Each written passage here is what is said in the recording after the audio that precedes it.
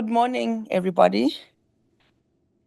It gives me great pleasure to be able to stand here before you, especially on the Capitol, to speak about an issue that is very important to me, and not only just my passion, but a human rights issue and a theme that I've dedicated both my personal, professional, and scholarly life to, which is sexual and reproductive health rights. For millions of people around the world, the full enjoyment of the right to the highest attainable standard of physical and mental health remains a distant goal. And in many cases, this goal is becoming even harder to reach. And so to talk about health and the right to health in particular is to talk about politics. It is about resistance. And the realization of the right to health is impeded by many factors, and most of them are related to inequalities and the selective approaches to human rights principles. The right to health includes freedoms and entitlements, but especially the freedom to control one's health and body, including sexual and reproductive freedom, and a right to a system of health protection which provides the equality for the opportunity for people to the highest attainable standard of health, and a variety of facilities, commodities, goods, services, and underlying determinants of health.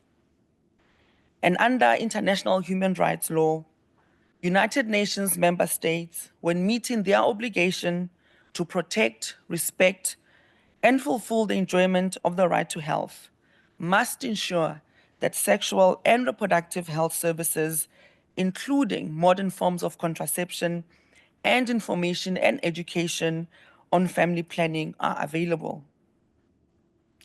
Contraceptives particularly enable women and adolescent girls to exercise their right to decide whether to be pregnant, the number and spacing of those pregnancies, and also have pleasurable and safe sexual experiences without the risk of unsupportable pregnancies.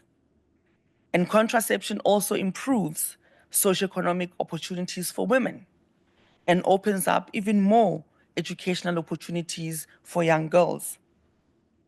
The contemporary landscape of health financing is characterized globally by persistent deficits, recurring challenges in domestic financial health systems, and United Nations member states are obligated under international human rights law to provide technical and financial assistance to other states when requested and to assist them in meeting the right to health obligations.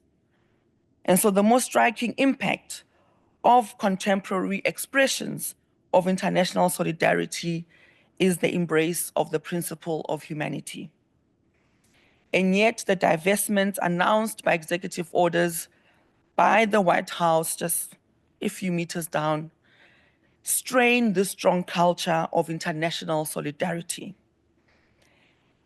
International human rights law prohibits governments from impeding access to sexual and reproductive health rights, which are also integral parts of the right to health, but they are anchored in bodily autonomy and self-determination. And so these cuts in global aid by key donors deepen the obstacles that are interrelated and entrenched. They operate in clinical care, at the level of health systems, and in the underlying determinants of health. But this is just the beginning. We are at risk of being pushed even deeper into crisis. Access to family planning and contraception services free of coercion or impediment is a component of human rights that is central to women's agency and key to a life of non-discrimination, to a life that promotes sexual and reproductive rights and other human rights. So in order to protect human rights and make this a reality for all women and girls everywhere, investments in sexual and reproductive health rights must be enhanced and not cut. And everyone must have access to scientifically based, comprehensive sexuality education included in school curricula as well as timely access to safe, effective, affordable, and acceptable methods of family planning of their choice. This includes unbiased and scientifically based information, the opportunity to make an informed decision, and options for counseling, modern, short, and long-term contraceptives, and other methods, including emergency contraception and safe abortions when requested. Audre Lorde once said that sometimes we are blessed with being able to choose the time and the arena and the manner of our revolution. But more usually, we must do battle where we are. And therefore, in this context of the 30th anniversary of the Beijing Platform for Action, we have an opportunity to reflect, but also strengthen and promote transnational unity, empathy, and cooperation. We must do battle where we are. And the demand is on all of us, individually, but also collectively, to push forward. And I challenge us to strategically push past and forward against the pushback.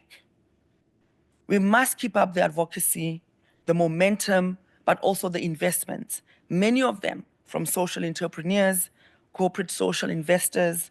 Research and development for SRHR continues to be important.